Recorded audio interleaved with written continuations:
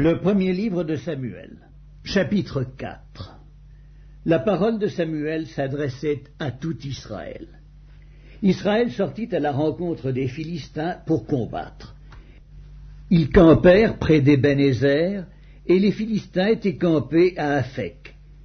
Les Philistins se rangèrent en bataille contre Israël, et le combat s'engagea. Israël fut battu par les Philistins, qui tuèrent sur le champ de bataille environ 4000 hommes. Le peuple rentra au camp, et les anciens d'Israël dirent « Pourquoi l'Éternel nous a-t-il laissé battre aujourd'hui par les Philistins? Allons chercher à Silo l'arche d'alliance de l'Éternel, qu'elle vienne au milieu de nous, et qu'elle nous délivre de la main de nos ennemis. » Le peuple envoya à Silo, d'où l'on apporta l'arche de l'alliance de l'Éternel des armées, qui siège entre les chérubins. Les deux fils d'Éli, Ophni et Phiné, étaient là avec l'arche de l'alliance de Dieu. Lorsque l'arche de l'alliance de l'Éternel entra dans le camp, tout Israël poussa de grands cris de joie, et la terre en fut ébranlée. Le retentissement de ces cris fut entendu des Philistins, et ils dirent « Que signifient ces grands cris qui retentissent dans le camp des Hébreux ?» Et ils apprirent que l'arche de l'Éternel était arrivée au camp. Les Philistins eurent peur, parce qu'ils crurent que Dieu était venu dans le camp. « Malheur à nous, dirent-ils, car il n'en a pas été ainsi jusqu'à présent. Malheur à nous, qui nous délivrera de la main de ces dieux puissants?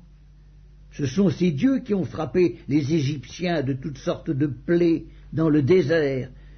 Fortifiez-vous et soyez des hommes, Philistins, de peur que vous ne soyez asservis aux Hébreux, comme ils vous ont été asservis. Soyez des hommes et combattez. » Les Philistins livrèrent bataille, et Israël fut battu. Chacun s'enfuit dans sa tente. La défaite fut très grande, et il tomba d'Israël 30 000 hommes de pied.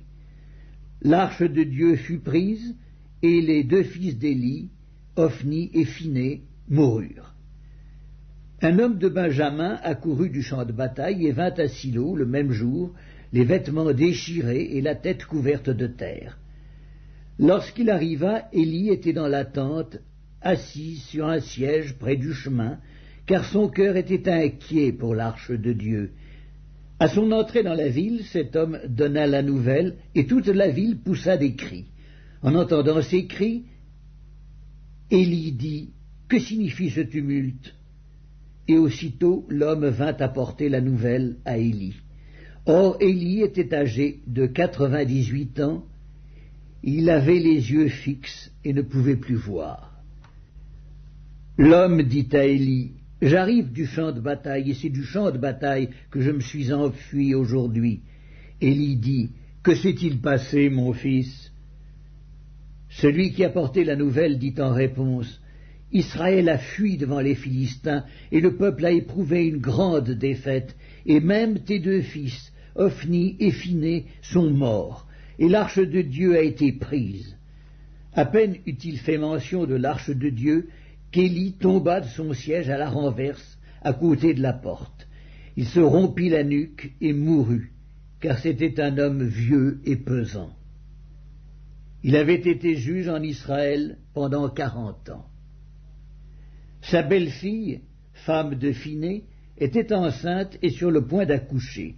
Lorsqu'elle entendit la nouvelle de la prise de l'arche de Dieu, de la mort de son beau-père et de celle de son mari, elle se courba et accoucha, car les douleurs la surprirent.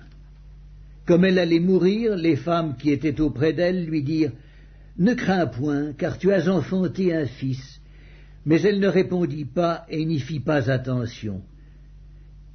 Elle appela l'enfant Ichabod en disant « La gloire est bannie d'Israël. » C'était à cause de la prise de l'arche de Dieu et à cause de son beau-père et de son mari. Elle dit « La gloire est bannie d'Israël, car l'arche de Dieu est prise. »